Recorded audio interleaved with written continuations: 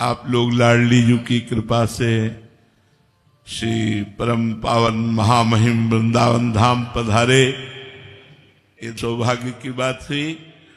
अब आगे के लिए प्रार्थना है कि हमारा एक एक क्षण प्रिया प्रीतम के चिंतन में जाए, उनके नाम में जाए, सोई जीवन की सार्थकता है। हरिवंश नाम बिसरे न छिन, श्री हरिवंश सहाय भल। यदि एक क्षण भी हम प्रभु का नाम न छोड़ें तो प्रभु की कृपा हमें प्राप्त हो जाए। और अखिल कोटि ब्रह्मांड नायक परात्परीश की कृपा प्राप्त हो गई तो दुर्लभ क्या रहा। हम लोग इच्छा और कामनाओं से अशांत और नाना प्रकार की चिंता, उद्वेग, शोक से ग्रसित है। यदि हमारी इच्छाओं की पूर्ति होगी तो प्रियालाल से होगी, संसार पूर्ण नहीं कर सकता। इसलिए सब सोहित निष्काम मति श्री वृंदावन विश्राम श्री राधा वल्लभ लाल को हृदय ध्यान मुख नाम। सबसे हम प्रेम का व्यवहार करें, किसी से कुछ चाहे नहीं। निष्कामता में जो बल है वो सकामी पुरुष जान ही नहीं सकता। निष्कामता में एक आकर्षण होता है। निष्कामता भगवान का स्वरूप है। निष्कामता भगवान को आकर्षित कर लेती है। जो चाह है वो नीचे गिराती जाती है और जो अचाह है वो ऊपर उठाती जाती है। यदि हम निष्कामता को स्वीकार करें, सबसे प्रेम का व्यवहार करते हुए और हृदय से प्रिया प्रीतम का ध्यान, मुख में नाम, तो हमारा जीवन सार्थक हो जाए। सबसे प्रार्थना है कोई नशा मत कीजिए, कोई गंदे आचरण मत कीजिए, खूब नाम जप कीजिए, स्वस्थ रहिए, प्रसन्न रहिए। पंकज जी कोटा से। राधे राधे राधे महाराज जी। महाराज जी, लोग तीर्थ स्थान पर तीर्थ याटन करते हैं, जबकि भगवान सभी जगह हैं, कन कन में हैं, तो धार्मिक स्थलों पर जाना चाहिए या नहीं महाराज जी? मेहंदी में लालिमा होती है ना, पर मेहंदी के पूरे पेड़ को चीर डालो, कहीं लालिमा दिखा दो तुम तुम्हें सामने, नहीं ना। उसकी एक प्रक्रिया है ना। उसके पत्ते तोड़िए, उसको बांटिए, बांट के लगाइए, आधा घंटा लगा रहने दीजिए, फिर धो दीजिए। तो आपको दूध में घी है, पूड़ी पका सकते हो, लेकिन घी है उसी में। उसकी एक प्रक्रिया है। उसको दही बनाओ, मंथन करो, मक्खन निकालो, फिर उसको तप्त करो, तब वो घी बन जाएगा। समझ रहे ना। ऐसे परमात्मा सर्वत्र है। चीर फाड़ डालो किसी को, कहीं भी अगर मिल जाए तो बताओ। उसकी प्रक्रिया है साधना के लिए हमें पवित्रता चाहिए। तो हम भगवान के परम पवित्र दिव्य स्थानों में जाते हैं, हरिद्वार, काशी, इनमें हमें पवित्रता मिलती है।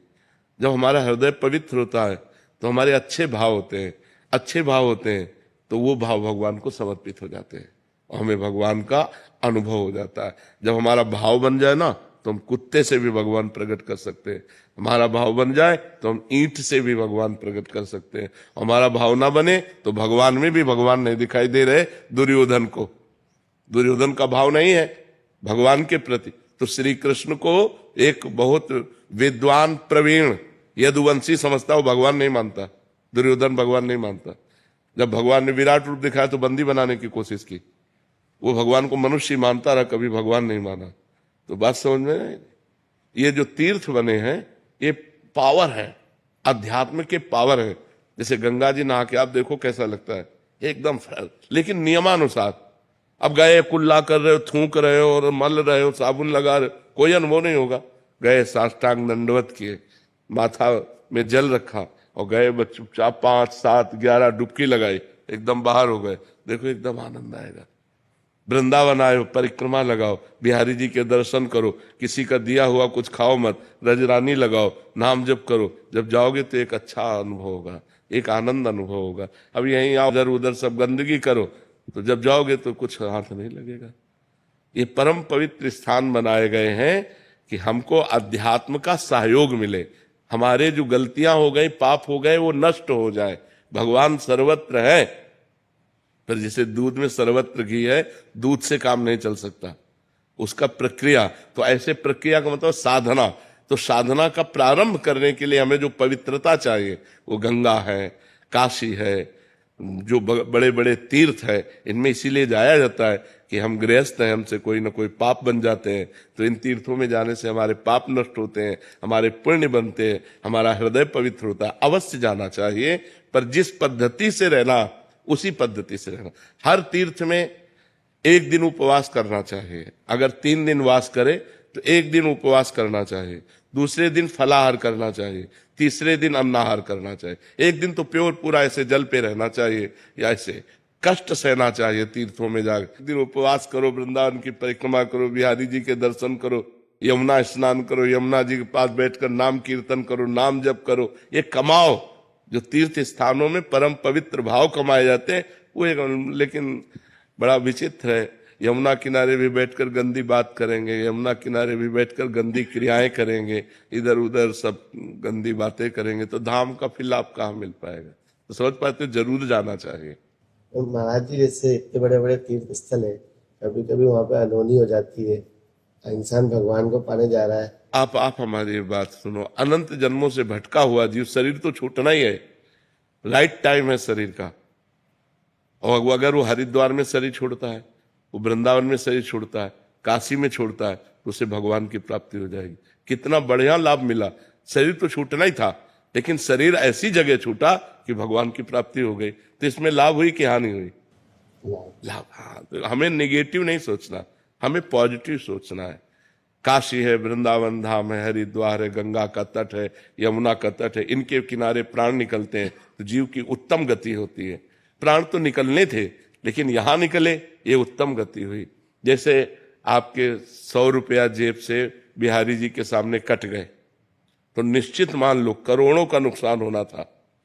आप वृंदावन आए तो धाम की कृपा से मात्र 100 रुपये में वो कार्यक्रम हो गया तुम्हारा। अब वो अगर तुम पॉजिटिव नहीं सोचते तो निगेटिव सोचकर चलोगे, तुम आए ना तो तुम्हारा मंगल हो गया। करोड़ों का नुकसान भगवान ने 100 रुपये में निपटा दिया। या ठोकर लगी, थोड़ी चोट लग गई, बहुत बड़ी हानि थोड़ी सी चोट में निपटा दी। उसे हम निगेटिव क्यों सोचे, उसे हम पॉजिटिव सोचे। जो सत्य है, जो सत्य है, ये परम सत्य है, कोई बहानेबाजी नहीं, ये परम सत्य है। एक 2 मित्र थे, एक जब सयाने हुए तो शराब पीने लगे, गंदे आचरण करने लगे, वैश्यागमन, जुआ खेलना, शराब पीना, ऐसे सब। और एक था रोज गंगा नहाने जाना, भजन करना, शास्त्रों का स्वाध्याय करना। तो बहुत दिनों के बाद दोनों मित्र मिले, दूर से देखा वो गंगा नहाने वाला आ रहा है, और उसने देखा कि वो हमारा मित्र जो भटक गया गंदे आचरणों में, वो आ रहा है। तो जो गंगा नहा के आ रहा तो एकदम नीचे देखा तो खजूर का कांटा घुस गया उसके पैर में, नंगे पैर गंगा नहाने गया था, और उसके ठोकर लगी जो पाप कर्म करता था। तो एक थैली मिली असरफियों की, तो उसने कहा रोज गंगा नहाता है, राम राम रटता है, क्या हुआ, देख खजूर का कांटा, मैं मनमानी आचरण करता हूं और देखिए थैली मिली। उसको लगा यार कि हम इतना संयम नियम से चल रहे हैं, हमें खजूर का कांटा इतना बड़ा होता है, इसलिए आज से मैं गंगा नहीं नहाऊंगा, भगवान का भजन नहीं करूंगा। तो जब किसी को संशय हो जाता है तो भगवान धर्मात्मा पुरुष का संशय निवृत्त करने के लिए कोई न कोई रूप धारण करते हैं। चाहे वो ग्रंथ रूप मिल जाए या कोई संत मिल जाए, तो भगवान एक संत के रूप में आए और कहा बेटा तुम्हारे कांटा लग गया क्या, लाओ मैं निकाल दूं, तुम भगवान का भजन करते हो इसलिए तुम धन्य हो। तो उनका अब ये सब बातें हमको मत बताओ कि धन्य हो, धन्य वो है। तब उनका बेटा तुम्हें उसे पूर्व जन्म की बातें याद नहीं है, तुम्हारा पूर्व जन्म में इस समय तुम्हें सूली की सजा मिलनी थी, खजूर के कांटे से इसलिए निकल गई कि तुम गंगा नहाते हो, नाम जप करते हो, और इसे चक्रवर्ती सम्राट होना था। और ये अपने पाप कर्म करके बस ये आखिरी थैली है, ये जहां भोग लेगा तो इसको दुर्गति प्राप्त होगी, और तुम्हारा ये कांटा ही आखिरी है, और ये जहां हटा, इसकी पीड़ा हटी तो तुम आगे परम धाम को परम लाभ प्राप्त करोगे। तो कभी कभी वर्तमान की घटनाओं में हम लोग भगवान पर अश्रद्धा कर लेते हैं। पॉजिटिव बात हम सोचे, नहीं तो हमें भगवान की इस मंगल में विधान में अश्रद्धा हो जाएगी, नहीं हो जाएगी। सलोनी जी गुरुग्राम से। राधे राधे गुरुदेव। राधे राधे महाराज जी। महाराज जी, जैसे कि आपके श्रीमुख से सुना है कि माया भगवान की ही शक्ति है जो भक्ति की परीक्षा लेती है। महाराज जी तुलसीदास जी, परीक्षा का तात्पर्य है वो हमारे विपरीत भावनाएं पैदा करती है। बस हम चलना चाहते हैं अच्छे मार्ग में, वो गलत की तरफ आकर्षित कर रही। हम प्रभु से प्यार करना चाहते, वो रुपया से प्यार करवाना चाहती, वो किसी शरीर से प्यार करवाना चाहती, किसी संबंधी से प्यार कराना चाहती। हम चाहते हैं प्रभु मिल जाए, वो चाहती है कि मान प्रतिष्ठा मिल जाए, रुपया मिल जाए। ये उसकी फेंकने की है, वो हमारे सामने ये सब फेंकती है। अगर हम सच्चे उपासक हैं तो इनको रौंदते हुए आगे बढ़ जाए, अगर कच्चे हैं तो इन्हीं में खेलने लगेंगे। ये माया का कार्य है कि वो हमारे सामने प्रलोभन फेंकती है।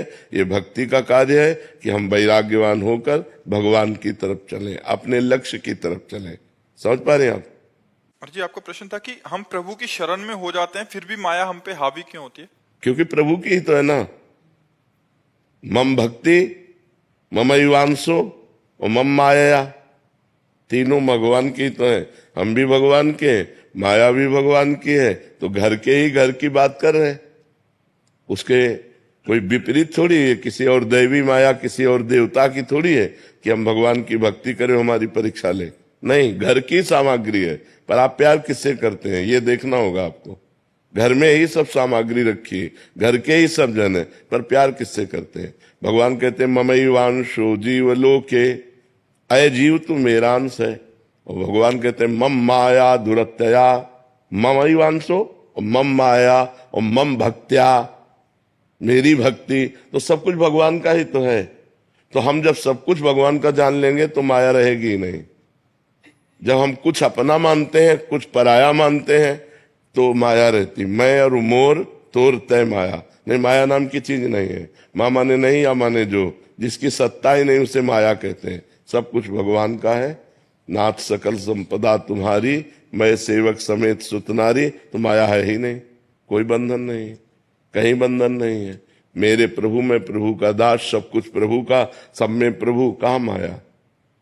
और जहां मैं और पराया, मैं मोर तय तोर, वही माया लागू हो जाती है। गुरुदेव भगवान जैसे मन गिरा देता है उस टाइम प्रभु रक्षा क्यों नहीं करते, या बल क्यों नहीं देते? खिलाड़ी को खेल के लिए वो मैदान छोड़ दिया गया। अब आप कितना प्रवीणता पूर्वक खेलते हैं ये आपको छूट दी गई है। आप हार जाते हैं या जीत जाते हैं, खेल है ये, भगवान की माया का खेल है।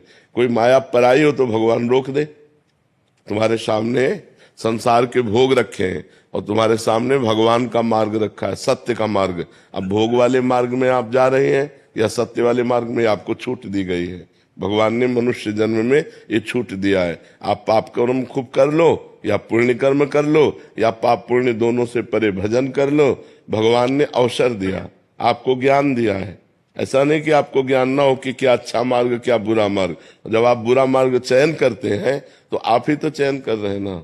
तो भगवान का ना दोष है ना माया का दोष है, दोष हमारा है, जिसे भजन के द्वारा, सत्संग के द्वारा, शास्त्र स्वाध्याय के द्वारा हम निर्दोष अवस्था को प्राप्त हो। अपने मन पे शासन करें। हम मन के गुलाम क्यों हो गए? क्यों हो गए? भोगों के लिए तो हो गए। अब भोगों से हटिए, मन आपका गुलाम बन जाएगा। तो देखो, सुधार हमको अपना करना है, ना कि हमें माया पर लांछन देना है, ना भगवान पर लांछन देना है। आपने कभी देखा माया आके आपको परेशान कर रही? आप विचार करके देखिए, हमारा मन ही माया है। जब मन भोगों की तरफ जाता है और हम उसको सपोर्ट कर देते हैं तो हम गिर जाते हैं, और जब हम नहीं सपोर्ट करते तो हमको जलाता है, व्यथा पैदा करता है। उसे हम सह जाते हैं तो हम आगे बढ़ जाते हैं। उस व्यथा को सहना है जब मन को हम ना बोलते हैं और वो हमें जलाता है। अगर हम उस जलन को सह गए, भगवान ने कहा है मात्रा स्पर्शास्तु कौन्ते शीतोष्ण सुख दुखदा आगमा पाइनो अनित्यास्तास्ति तिक्षस्व भारत। हे भारत, ये आने जाने वाले सुख दुख काम क्रोध आदि, इनको तुम सहो। जो सह जाता है वो भगवान को प्राप्त कर लेता है, जो सह नहीं पाता, भोग लेता है, वो माया को प्राप्त होता है, वो बार बार जन्म मरण को प्राप्त होता है। गुरुदेव भगवान बहुत डर लग रहा है कि आप छोड़ न दे, गलतियां हो जाए तो। आज तक की सारी गलती की नाम पकड़े रहो, नाम। अगर नाम पकड़े रहोगे तो गलतियां भी जो हो गई हैं वो नष्ट हो जाएंगी, आगे होने की संभावना नहीं रहेगी। वर्तमान में जो हमारी कमजोरी वो ठीक हो जाएगी। खूब नाम जप करो, नाम जप करो। सुदीप जैन जी दिल्ली से। राधे राधे। राधे राधे महाराज जी। महाराज जी, इस संसार में व्यक्ति द्वारा प्राप्त की जाने वाली अधिकांश सफलता आत्म परीक्षण का नतीजा है, ना कि केवल योग्यता या चरित्र का। महाराज जी, क्या ये बात परमेश्वर के राज्य में भी सत्य है? नहीं, आप कैसा, आपकी बात हम अभी समझ नहीं पाए, क्या कहना चाहते हैं? नहीं, इस संसार में आगे बढ़ने के लिए जरूरी रहता है कि अपने प्रयास रहे और वो उसको हम आगे प्रोजेक्ट कर पाए, सबको पता चले कि हम ये प्रयास कर रहे हैं। नहीं तो सबको सफलता मिल जाती है क्या? नहीं मिलती ना। तो उसमें भी पीछे लगा हुआ प्रारब्ध है। अगर आपका प्रारब्ध सही हुआ तो थोड़ी सी भी प्रयत्नशीलता आपको बहुत ऊंचाई पे पहुंचा देगी। अगर आपका प्रारब्ध बुरा है तो बहुत बड़ा प्रयत्न करने पर हाथ कुछ नहीं लगा, वो असफलता ही हाथ लगी। तो जगत में देखा जाता है दो प्रकार के प्राणियों को, कि थोड़ी सी प्रयत्नशीलता वाले बहुत उद्योगशील हो गए, बहुत व्यापारी धनी मानी बन गए, और एक बहुत पढ़ा लिखा, बहुत प्रयत्नशील, बहुत बुद्धिमान, लेकिन वो कुछ सफलता प्राप्त नहीं कर पा रहा। तो उसके पीछे उसका प्रारब्ध होता है, उसके पाप फल और उसके पुण्य फल। पाप फल है तो उसको गिरा देगा, पुण्य फल है तो उसे उठा देगा। तो प्रारब्ध को हम अगर रोकने की क्षमता रखते हैं तो हम परिणाम को सुधार कर सकते हैं, अन्यथा नहीं। प्रारब्ध को रोकने की क्षमता तपस्या और भजन में होती है। अगर हम भजन कर रहे हैं तो अपने प्रारब्ध को कंट्रोल में रख सकते हैं। आया है बुरा प्रारब्ध, हम उसे शासन में ले सकते हैं, हम उसका परिवर्तन कर सकते हैं, क्योंकि मनुष्य जन्म है ना, हम नए भाग्य की रचना कर सकते हैं भगवान के भजन से। तपस्या का तात्पर्य है अपने धर्म में चलने पर जो हमें ताप मिलता है, जो हमें कष्ट मिलता है, उसको सह जाना ही तपस्या कहते हैं। तो आप समझ पा रहे हैं? तो आपका मतलब था कि अध्यात्म में भी ऐसा होता है? हाँ, परमेश्वर के राज्य में भी सत्य है ये बात? नहीं, परमेश्वर के राज्य में पुण्य और पाप का तो प्रवेश ही नहीं है। वो तो सच्चिदानंद मार्ग है, उसमें ऐसा नहीं। उसमें सफलता कृपा से विशेष होती है। अपना साधन तो निमित्त बनता है, अपना प्रयास तो निमित्त बनता है, लेकिन पूर्णता कृपा से होती है। क्योंकि हम सीमित सामर्थ्य वाले उस असीम परमात्मा को कैसे प्राप्त कर सकते हैं? हम जैसे एक सीपी है, वो समुद्र की था कैसे ले सकती है? सीपी वो समुद्र की, तो हम एक सीपी हैं, हमारी बुद्धि एक सीपी की तरह है और भगवान एक समुद्र है। तो वो कृपा करके हमारे सीपी में आके बैठ जाए वो बात अलग, वो हमारी बुद्धि में आकर के कृपा करके बैठ जाते हैं तो पूर्ण ज्ञान, पूर्ण अनुभव, पूर्ण ब्रह्म परमात्मा स्वरूप हो जाता है। लेकिन उसमें हमारा प्रयास भी, अत्यंत प्रयत्न देखकर भगवान कृपा करते हैं। जब देखते हैं कि रात दिन ये साधना में लगा है, भजन में लगा है, तो वो कृपा कर देते हैं। ऐसे नहीं कि मनमानी भोगों को भोगे, खूब खाए पिए मौज मस्ती से रहे, भगवान कृपा कर दे, ये नहीं। जब वो रात दिन विकल है भगवान के लिए, तब भगवान की कृपा उतरती है और उसे भगवत साक्षात्कार करा देती है। उसमें शुभ अशुभ कर्मों का नाश होने पर भगवत साक्षात्कार होता है।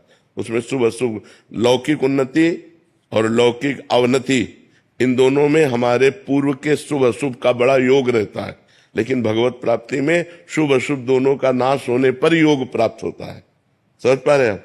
नीतीश जी, गुरुग्राम से। राधे राधे महाराज जी। महाराज जी, मैंने जीवन में जो भी भक्ति की वह किसी ना किसी इच्छा की पूर्ति हेतु की। आपसे नाम जप की महिमा सुनी तो उसे भी लोवर्ष आरंभ किया। अब मन में ये भाव उठता है कि अपने प्रभु की निष्काम भाव से आराधना कब कर पाऊंगा और कैसे कर पाऊंगा? जब हम ये रहस्य समझ जाएंगे, बड़े बड़े नहीं समझ पाते हैं और चूक करते रहते हैं। आप तो गृहस्थी में हैं, बड़े बड़े साधुकों से भी चूक हो जाती है। हम जब कोई कामना करते हैं, कोई संकल्प करते हैं, तो अज्ञान ही होता है। परोपकार का संकल्प करते हैं तो ये भी अज्ञान है। समझ में आएगा तब जब हमें शुद्ध ज्ञान हो जाएगा। सबसे बड़ा परोपकार है अपने को संकल्प रहित कर लेना, अपने को कामना रहित कर लेना। क्योंकि सामने चराचर जगत में एक सच्चिदानंद भगवान के सिवा कोई नहीं है। बहुनाम जन्मनावंते ज्ञानवान माम प्रपद्यते वासुदेवा सर्वमित समात्मा सुदुर्लभा। वासुदेव का क्या उपकार करोगे? वासुदेव ही स्वयं सब रूपों में बना, ये तुम जान लो, यही तुम्हारा उपकार हो जाएगा। भगवान ही चराचर जगत में अपना रूप धारण किए हुए विराजमान है। वो अपने आप का सृजन कर रहा है, अपने आप का पालन कर रहा है, अपने आप का संहार कर रहा है। ये तुम जान लो, यही परोपकार हो जाएगा। इस परोपकार शरीर का, अब ये दोबारा जन्म न ले, ये परम पद को प्राप्त हो जाए, क्या कामना करोगे? रुपया जितना एकत्रित होगा मरने के बाद 1 रुपया जाएगा क्या? शरीर जाएगा क्या? संबंधी जाएंगे क्या? यहाँ का जितना भी पद प्रतिष्ठा जाएगा क्या? विवेक वही है जो परिणाम को देखता है। विवेक वही है जो परिणाम को देखता है। अविवेक वही है जो वर्तमान के भोग को देखता है। तो जब नाम जप करोगे और सत्संग सुनोगे तो विवेक का प्रादुर्भाव होगा। विवेक मोह का नाश करेगा, और मोह ही समस्त भोगों की लालसा की जड़ है। मोह ही आवागमन की जड़ है। मोह मूल बहुशूल प्रद, त्यागो तम अभिमान, भजो राम रघुनायक, कृपा सिंधु भगवान। जब तक मोह का त्याग नहीं होगा तब तक नहीं। संकल्पों का त्यागी ही ज्ञानी है, भक्त है, योगी है। कोई संकल्प नहीं। यंत्रवत शरीर से गुणानुगुण वर्तनते, चेष्टाएं हो रही, लेकिन संकल्प का त्यागी जब तक नहीं है तब तक बंधन है। संकल्प का बंधन है। किस बात का संकल्प? एक परमात्मा ने संकल्प किया, उसी संकल्प में आप अपना संकल्प मिला दीजिए। एकोहम बहुश्यामा। उस परमात्मा ने संकल्प किया, एकोहम बहुश्यामा, मैं एक बहुत रूपों में हो जाऊं, वही तुम हो, तत्त्वमसि। किस बात का संकल्प? कैसा संकल्प? क्या परोपकार? क्या उद्धार? खेल हो रहा है, आप प्रश्न कर रहे हैं, इधर से उत्तर हो रहा है। वही प्रश्न करता है, वही उत्तर देने वाला है। केवल द्वैत की लीला हो रही है। विराजमान तो एक है, एक वो ब्रह्म द्वितीयो नास्ति, दूसरा कोई है नहीं, किसको उपदेश करे? तो जैसे प्रश्नकर्ता लीलावत प्रश्न कर रहा है, ऐसे उत्तर के रूप में भी लीलावत उत्तर हो रहा है। लेकिन प्रश्नकर्ता और उत्तरकर्ता दोनों एक ही हैं, किंचन मात्र भी अंतर नहीं है। वही परमात्मा प्रश्न करता है, वही परमात्मा उत्तर दे रहा है, बस केवल लीला द्वैत की हो रही है। तो जब तक कामनाएं हैं, संकल्प हैं, तब तक परमात्मा साक्षात्कार नहीं है। किसी भी सिद्धांत से चलोगे तो कामना और संकल्पों का त्यागी ही सन्यासी है, योगी है, भक्त है, प्रेमी है। हमारा कोई संकल्प नहीं, हमारी कोई कामना नहीं। प्रभु इस शरीर से जो चेष्टा करा रहे हैं वो निमित्त मात्र केवल है, केवल चेष्टा हो रही, संकल्प नहीं। प्रभु जगत उद्धार की चेष्टा करा रहे हैं, प्रभु जगत को सुख देने की चेष्टा करा रहे हैं, वो करा रहे हैं। यंत्रवत शरीर से हो रहा है, मैं करता नहीं हूं। और जब संकल्प होता है तो मैं करता होता है, और जब करता होता है तब अज्ञान होता है। अहंकार विमूढ़ आत्मा कर्ता हमिति मन्यते, मैंने ऐसा किया, मैं ऐसा करूंगा, मैं ऐसा कर रहा हूं, यही त्यागने के लिए हम परमार्थ पथ के पथिक बने हैं। वो ऐसा करवा दिया, वही करवा रहा है। वही जो भक्त है वो भगवान को देखता है, जो ज्ञानी है वो गुणों को देखता है। गुणानुगुण वर्तनते मनुष्या पार्थ सर्वसा। इसलिए और आगे बढ़ो। जब भजन करके आगे बढ़ोगे तब सब कामनाएं अपने आप क्षीण हो जाएंगी। जी, किसी भी संकल्प की पूर्ति या अपूर्ति में क्या ज्ञानी को दुख या क्लेश होता है, या हर्ष या? संकल्प ही नहीं होता तभी तो ज्ञानी होता है। संकल्प तो अज्ञान की धरा में होता है, संकल्प ही नहीं होता है। और उसके द्वारा जो करवाया जा रहा है उसमें उसको क्लेश होगा? नहीं, न सुख न क्लेश, न, नहीं, बिल्कुल नहीं। न कोई सुख है और न कोई उसको दुख है। वो सुख दुखे समय कृत्वा लाभा लाभो जया जयो। जय और पराजय में, सुख और दुख में, लाभ और हानि में समान समान जिसकी वृत्ति, वही जीवन मुक्त महापुरुष है, जिसकी समान समता में वृत्ति है। निरपेक्षम मुनिम शांतम निर्वैरम समदर्शनम तब अनुब्रजाम्य हम नित्यम पुयत्यंगुरेणु भी। जो किसी की अपेक्षा नहीं रखता, जो मननशील है, जो हर समय द्वंद्वों से परास्त नहीं होता, द्वंद्वों में विजय को प्राप्त होकर शांत रहता है। शांतम समदर्शनम, सब जगह एक ही परमात्मा को देख रहा है। निर्वैरम, कहीं किसी से कोई राग नहीं, कोई द्वेष नहीं, कोई वैर नहीं, ऐसा महात्मा होता है जहां किंचन मात्र भी कोई संकल्प नहीं, कोई विकल्प नहीं। इस बात को हमें समझना होगा, इस बात को हमें समझना होगा कि हमें किसी का उद्धार नहीं करना है, सब भगवान विराजमान है, ये हमें देखना है। सब ब्रह्म विराजमान है, ये हमें देखना। सर्वम खलमिदम ब्रह्म ने नानास्ति किंचन, इनका उद्धार नहीं करना है। कब हमारी दृष्टि ऐसी हो जाती है कि ये सब इनका उद्धार करेंगे? जब स्थूल सूक्ष्म कारण तीनों शरीरों का त्याग हो जाता है, जीते जी जीवन मुक्त, देह सहित होने पर भी देह रहित विदेह, तब ये संसार चक्र से मुक्त हो जाता है। इसमें डट के भजन की आवश्यकता है, एकांत सेवन की आवश्यकता है। अपनी नाम प्रतिष्ठा और समाज प्रियता से बच करके जो एकांत सेवन करता है वही इस रहस्य को जान पाता है, नहीं इसी में फंसा रहता है। समाज उद्धार नहीं हो रहा है, समाज उद्धार पहले ही हो चुका है। ये सब भगवान है। हमको अपनी दृष्टि में भक्त देखता है, उमा जे राम चरण रत विगत काम मद कोह, निज प्रभुमय देखें जगत। ये हमारी दृष्टि है, हमारी दृष्टि। निज प्रभुमय देखें जगत, कैसन करे विरोध, मेरा प्रभु ही सब रूपों में। तो बोले फिर ये क्या कर रहे हो? कराया जा रहा है, ये हो रहा है, एक लीला विनोद हो रहा है। जैसे उसकी लीला से सृजन हो रहा है, पालन हो रहा है, श्रृंगार हो रहा है, ऐसे उस लीला पूर्वक वो यहाँ से उपदेश दिलवा रहा है। उनको सामने वाले कह रहे हमें बड़ा लाभ मिल रहा है, ये केवल एक लीला विनोद है। लाभ क्या? वो सच्चिदानंद परमात्मा सिय राम मैं सब जग जानी, करो प्रणाम जोरी जुग पानी। जब तक हमारे अंदर संकल्प विकल्प है तब तक हमें सावधान रहना चाहिए। अभी हमने त्रिगुण का वाद नहीं किया, जब तक त्रिगुण का बाध नहीं होगा तब तक परमात्मा स्वरूप में स्थिति नहीं होगी। अपनी स्थिति को ब्रह्म बोध में लाए और जीवन मुक्त अपने को बनाए तो सब जीवन मुक्त है, दूसरा कोई है ही नहीं। जब तक ये ज्ञान नहीं होगा तब तक बात नहीं बनेगी। अब लीला में नहीं बताया जाता कि जैसे लीला में अभिनय राजा का कर रहा है तो पूरा राजा का ही रोल कर रहा है। वो थोड़ी कहेगा कि भाई पहले हमसे प्रार्थना सुन लीजिए, मैं राम कुमार नाम का एक आदमी हूं और मैं आपके सामने 2 घंटे राजा का रोल कर रहा हूं, ऐसा नहीं कहेगा। वो सीधे राजा के अदब से आएगा, तभी तो समाज को आकर्षित करेगा। ऐसे यहां रोल हो रहा है, कोई पापी का रोल कर रहा है, कोई पुण्यात्मा का रोल कर रहा है, कोई उपदेशक का रोल कर रहा है, कोई उपदेश सुनने का रोल कर रहा है। वो एक ही परमात्मा है। वासना वासुदेवस्य वासितम भुवनत्रयम सर्वभूत निवासोस्मि वासुदेव नमोस्तुते। वो एक वासुदेव परमात्मा विराजमान है। जब तक ये ज्ञान नहीं हुआ तब तक वह अज्ञानी है। मत्ता परतरम नान्यत किंचिदस्ति धनंजय, हे धनंजय किंचन मात्र भी मेरे सिवा और कुछ नहीं है। यही हमें जानना है, हमें जानना है। हम सेवक हैं, हम शिष्य हैं, हम अज्ञानी हैं, हमें जानना है। और जब हम जान गए तो जानत तुम्हें तुम्हें हो जाए। वो ब्रह्मविद हो गया।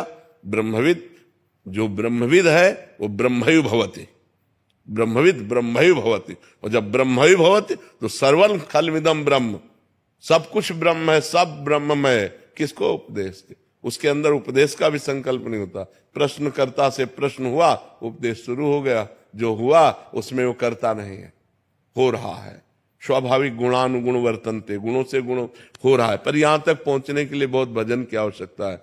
अभी जो आपका प्रश्न है कि हमारे अंदर आज तक जो भक्ति हुई वो सकामता पूर्वक हुई, तो सबकी भक्ति सकामता से ही प्रारंभ होती है और निष्कामता में पूर्ण होती है। खूब नाम जप करो, अच्छे आचरण करो, पाप आचरण ना करो तो धीरे धीरे निष्काम होते चले जाओगे। आपको खुद ज्ञान होने लगेगा। मैं क्यों भगवान से संसार की वो वस्तुएं मांगू जो मेरे साथ नहीं जाने वाली? मैं क्यों मांगू भगवान से वो वस्तुएं? क्यों मांगू जिनके द्वारा हमारा कोई लाभ नहीं मिल रहा? अभी मैंने भगवान से मांगा कि हे नाथ मेरा एक काम बन जाए, और शाम के मर गए। तो हम ये मांगते कि हे नाथ आप मिल जाते, आपका भजन बन जाए।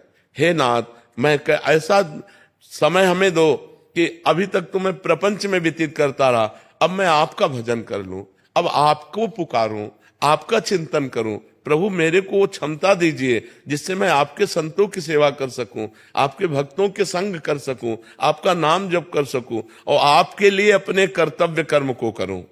किसानी, व्यापार, नौकरी, समाज सेवा, चाहे जिस पद में हो, चाहे जो जिस नेता पद में हो, वो सब समाज सेवा है। वो भगवत भक्ति के भाव से करे तो वो भगवान को ही प्राप्त होगा। जब युद्ध करते हुए भगवान को प्राप्त हुआ जा सकता है तो सेवा करते हुए क्यों नहीं। मामनुस्मर युद्ध च भगवान करे, मेरा स्मरण करते हुए युद्ध। तो युद्ध का तात्पर्य अपने कर्तव्य का पालन पोषण। भगवान अगरबत्ती वाली पूजा से उतना प्रसन्न नहीं होते जितना समाज सेवा से प्रसन्न होते हैं। यदि आप अपनी बुद्धि को शुद्ध रखें और जो आपको अधिकार मिला है, सबको अधिकार मिला है, जैसे कोई किसी का पुत्र है, कोई किसी का पति है, कोई किसी का भाई है, तो ये अधिकार ही तो है। हम अपने भाई से कैसा व्यवहार करें। भाई भाई को जरा सी बात में गोली से उड़ा रहा है। अरे यार, लक्ष्मण जी को जब वीर घातनी शक्ति लगी तो भगवान राम गोद में रख करके लक्ष्मण जी को रो रहे हैं और कह रहे हैं अगर मैं ऐसा जानता कि भाई से विछोह होगा तो मैं पिता की आज्ञा नहीं मानता। आप विचार करो ये क्या बुद्धि भ्रष्ट हो रही है। भगवान से विमुख होने पर देखो कैसे पत्नी पति के साथ दुर्व्यवहार कर रही है, पति पत्नी के साथ दुर्व्यवहार कर रहा है, बेटा माता पिता का अपूज्य भाव से असम्मान करता है। आप विचार करो, जो हमारे भगवान के समान वेद हमारा कहता, उपनिषद कहता है मातृ देवो भव, पितृ देवो भव, अतिथि देवो भव, कहाँ हमारी बुद्धि चली गई।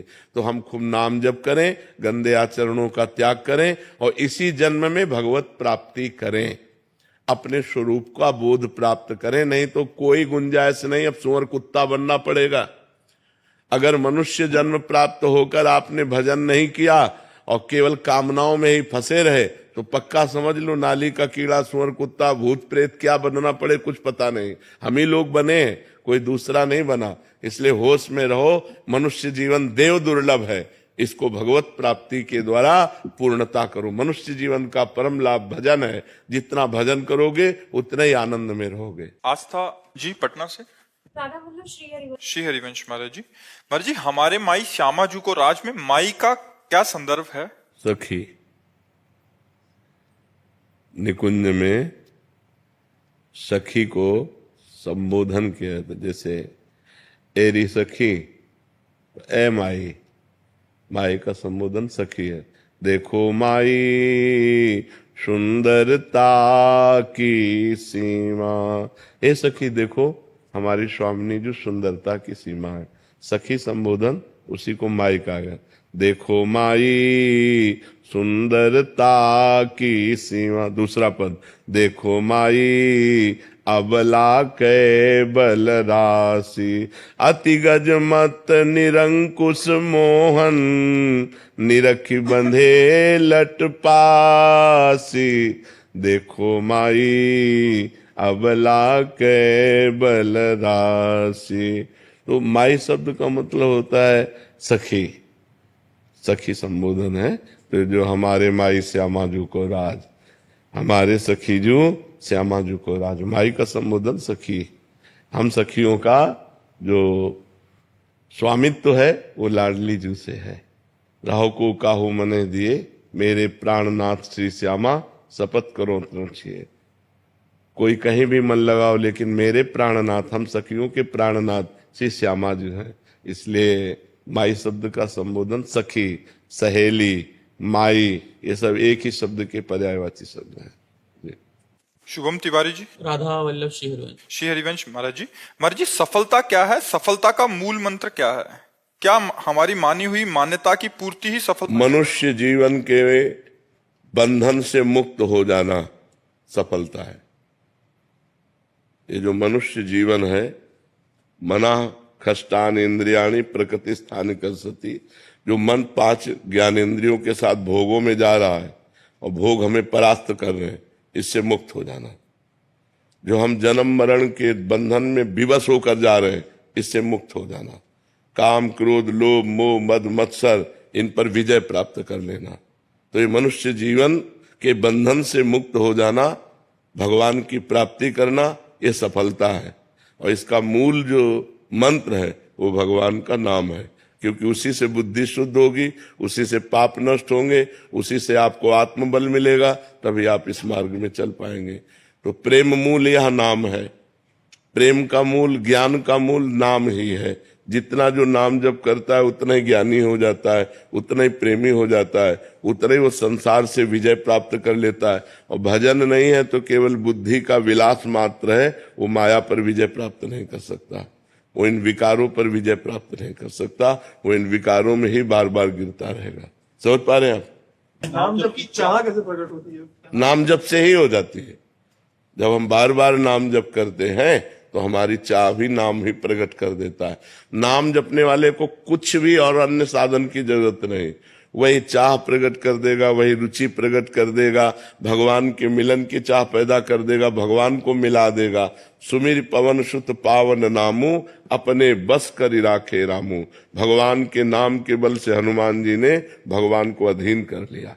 भगवान के भजन में बहुत बल है। बड़े बड़े सिद्ध संत हुए भगवान के नाम जप से हुए। सब कुछ नाम जप ही प्रकट कर देगा। आप केवल नाम जप करके देख लो। इस जन्म में एक नियम ले लो कि मैं भगवान का नाम जप नहीं छोड़ूंगा, फिर आप मिलना, देखो आपका परिवर्तन कितनी जोर का होता है। सब ठीक हो जाएगा, सब ठीक हो जाएगा। अरे समझो, हम बार बार उदाहरण देते हैं कि जो राम नहीं कह पाते थे, राम राम नहीं बोल पाते थे, वो मरा मरा उच्चारण किया। वो इतना बड़ा ग्रंथ है वाल्मीकि रामायण, और संस्कृत से है। आप सोचो, उन्होंने संस्कृत से हमारे इतिहास की रचना कर दी और ब्रह्म ऋषि पद पे पहुंच गए। कोई दूसरा साधन नहीं था, केवल नाम का साधन था। केवल भगवान के नाम से ध्रुव संगलान जप्यो हरिनाऊ, पायो अचल अनुपम ठाऊ। ध्रुव ने ग्लानि युक्त होकर, माता ने थप्पड़ मार के, तुम पिता के सिंहासन पर बैठने के तब अधिकारी हो गए जब मेरे गर्भ से, जो भी माता थी ना, उसने 2 पत्नी थी, सुनीति और सुरुचि। तो सुनीति के बेटा थे ध्रुव, सुरुचि को अच्छा नहीं लगा, तो ध्रुव संगलानि, ग्लानि युक्त होकर भगवान का नाम जप किया तो अनुपम ठाऊ। आज भी जो ध्रुव को पद मिला है वो किसी महात्मा को नहीं मिला। 5 वर्ष का बालक ठान लिया नाम जप, भगवान की प्राप्ति कर ली। प्रहलाद जी ने नाम जप के बल से बड़ी बड़ी विपत्तियों को पार किया। तो हम नाम जप करें, नाम जप में बड़ी सामर्थ्य है जी। राधे राधे महाराज जी। महाराज जी, अभी तक सब अच्छा चल रहा था, अचानक से रास्ता भटकने लगी, गुस्सा इतना आने लग गया है कि सबसे चिढ़ हो गई है। महाराज जी, श्री जी में लगे रहने का मन करता है, उन्हीं के बारे में सोचने का मन करता है, बट गुस्से के कारण महाराज जी कह रहे हैं कि कुछ दिन। गुस्सा क्यों आता है?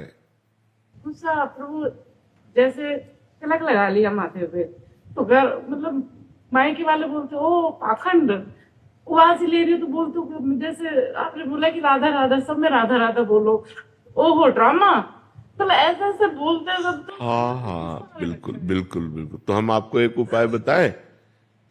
रज जैसे लेके आप गीली करके लगाते हो, वैसे सूखी लगा लो। समझ रहे हो? नहीं, एक बात कह रहा हूं, जैसे बचना हो ना कि लोग हमको ना कहें, तो हमें अपना काम बनाना है। ऐसे लगे अंदर ही अंदर राधा जप करें। अंदर अब हम जब क्या कर रहे हैं तुम्हें क्या पता, किसी को क्या पता है। तो अगर हम व्यवहार में झगड़ा ना करना चाहें, अब जैसे अब हम तिलक लगाए हैं, आपका पति ही आपका विरोध करने लगे, तो हमें लगता है अच्छा नहीं रहेगा। हमें वो तिलक गुप्त लगा लेना चाहिए। सूखी रज को जब हम गीली करते हैं ना, तो गीली ना करें, सीधे वही बट्टी लेके ऐसे अगर करें तो तिलक तो लग गया और तिलक दिखाई भी नहीं दे रहा है। तो हमें लगता है जैसे पति है, ससुर है, सास है, घर के जन है, अगर वो भक्ति विरोधी है तो हमें चाहिए गुप्त भक्ति करना चाहिए। हम उनको भी आदर करें, उनको भी प्यार करें, क्योंकि उनका पद है। जैसे पति है, वो हमें अपने मनोनुकूल चलाने की चेष्टा करेगा, हमको चाहिए उसके मनोनुकूल चले, हम उसकी वो बातें हटा दें जो बाहरी है। भक्ति, अगर हम तिलक ना लगाएं, अगर हम कंठी ना बांधें और अंदर राधा राधा जप रहे हैं, तो क्या हमें भगवत प्राप्ति नहीं होगी? आप विचार करो, पक्का हो जाएगी, आप चिंता ना करें। अगर इससे विरोध होता है, वो आपको पाखंड कहते हैं, आपको चुभता है, तो आपके अंदर उनके प्रति क्रोध आता है, तो भक्ति बिगड़ी आपकी कि नहीं बिगड़ी? भक्ति बिगड़ गई कि नहीं बिगड़ गई? तो हमें वो चाल चलनी है जिससे हमारे परिवार में कलह न हो, अशांति न हो। जब कोई नहीं है तो हम माला लेकर के भले जप करें, अगर कोई है तो हम माला छुएंगे भी नहीं।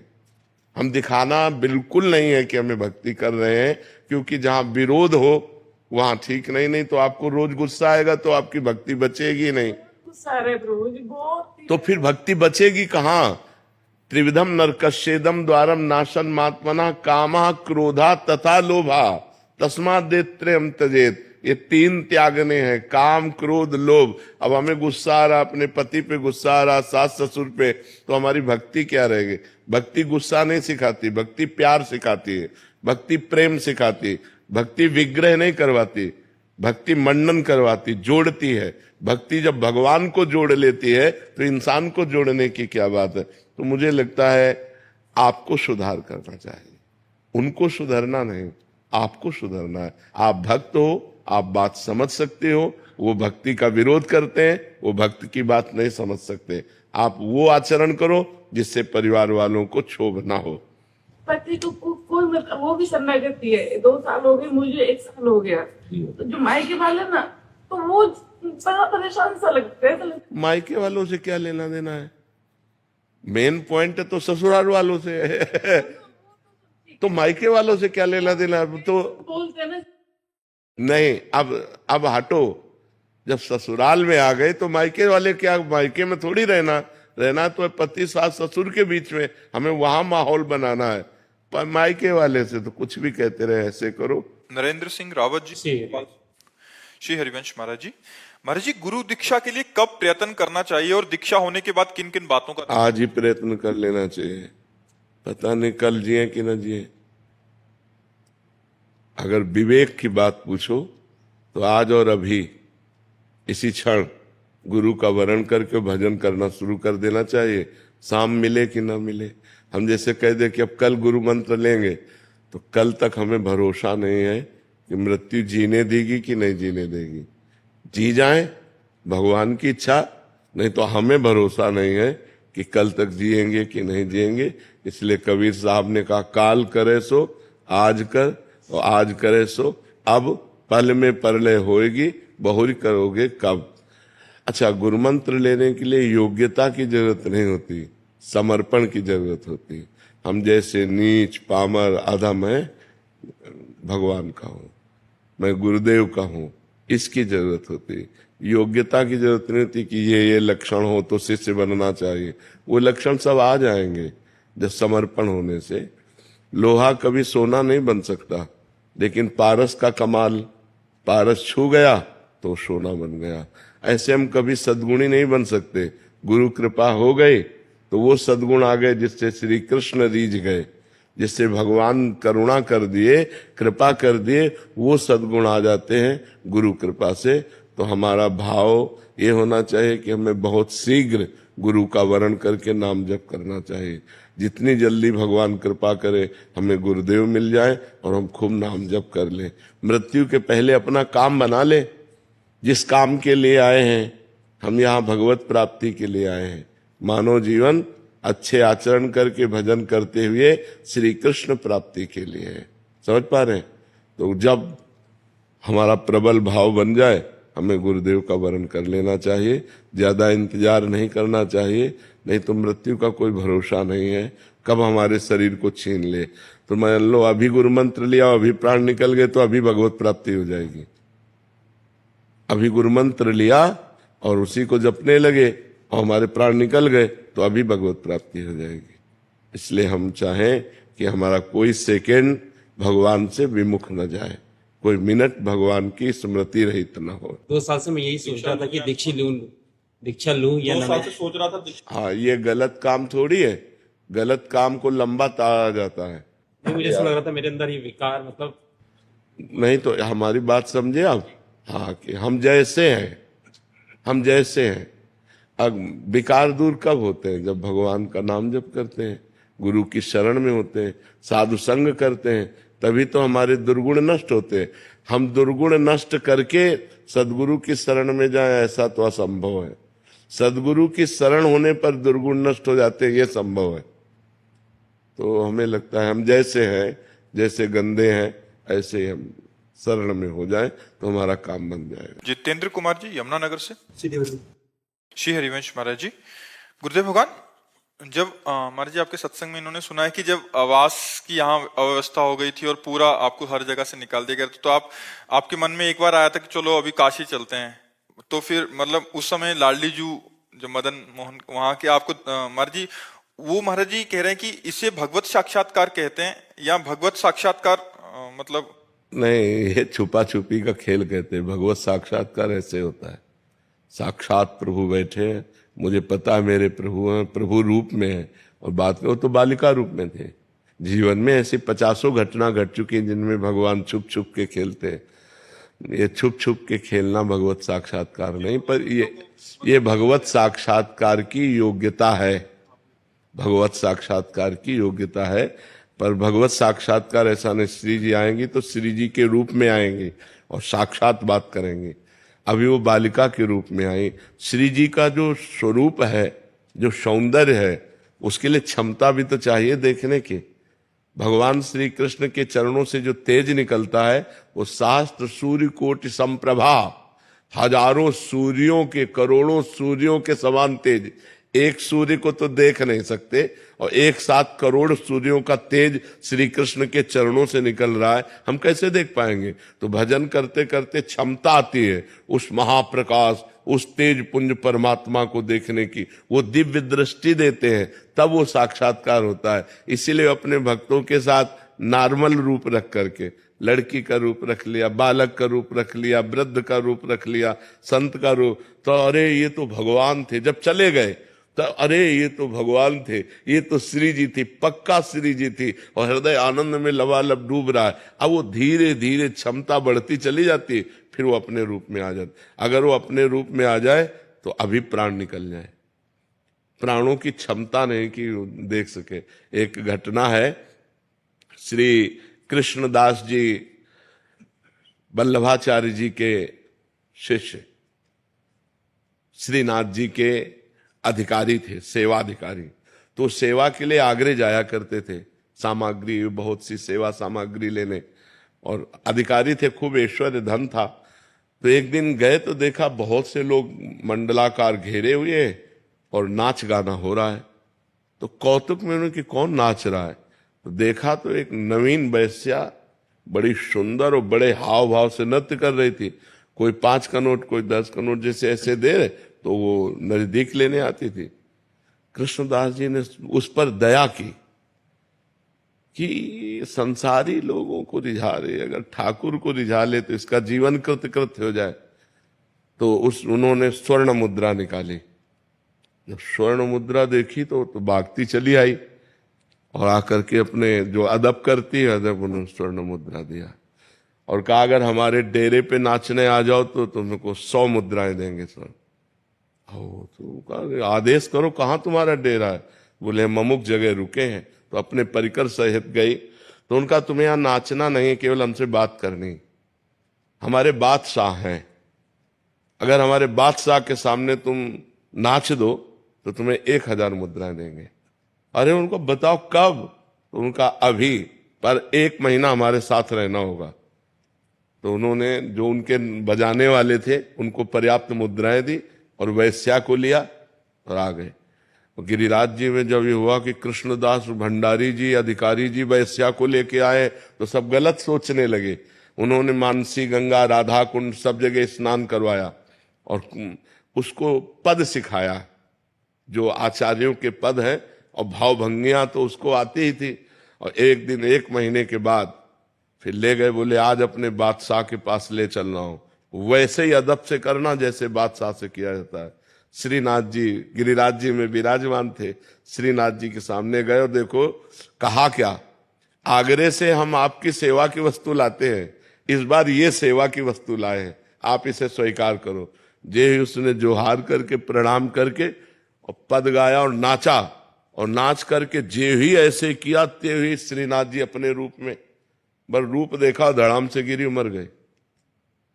कृष्णदास जी बोले काम हो गया, गई भगवान की भेंट, भगवान के पास गई। तो भगवान का रूप ऐसा है, सब कोई देख के सह जाए, दिन रात भजन करके कष्ट सहते हुए जब हृदय धीरे धीरे धीरे धीरे धीरे, तो भगवान दिव्य दृष्टि देते हैं। देखो अर्जुन पास रहते हैं, भगवान श्री कृष्ण के साथ खाते पीते हंसते मजाक करते हैं, लेकिन भगवान का स्वरूप जो है वो नहीं जानते। जब भगवान ने विराट स्वरूप दिखाने की बात कही तो दिव्य दृष्टि दी, मतलब अर्जुन श्री कृष्ण रूप देख रहे हैं, लेकिन भगवान का जो और रूप है विराट, उसके देखने के लिए भगवान ने दिव्य दृष्टि दी कि नहीं? गीता में स्पष्ट लिखा हुआ है। जबकि श्री कृष्ण रूप देखने के लिए दिव्य दृष्टि चाहिए। जो श्री कृष्ण रूप अर्जुन के सामने है उसे देखने के लिए हमको दिव्य दृष्टि चाहिए, और अर्जुन जी उसे देख रहे हैं ऐसे ही, और अब उनको विराट रूप की जब दृष्टि मिली तो कांप गए महाराज। अर्जुन कांप रहे हैं, गीता में पढ़ के देख लो, थरथरा रहे हैं भगवान के विराट रूप को देखकर।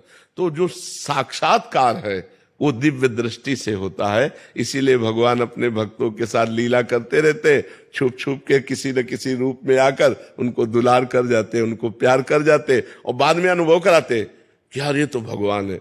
हम एक घटना तुम्हें बताते, गिरिराज जी में दंडोती परिक्रमा लगा रहे थे, आगे आगे गुरुदेव भगवान थे और पीछे हम थे, दंडोती परिक्रमा। तो प्रातः वही 4 बजे होंगे, तो गिरिराज जी में ऐसे मोटा करधनी पहने हुए और नीचे का बस ऐसे खड़े हुए, ए बाबा 1 रुपया दे दे। उन्होंने कहा इस समय बालक है, पर उनका ब्रजवासी बालक है, कहीं आसपास गांव होगा, खेल रहे होंगे गिरिराज, ज्यादा विचार नहीं किया। हमने कहा रुपया कहाँ है हमारे पास?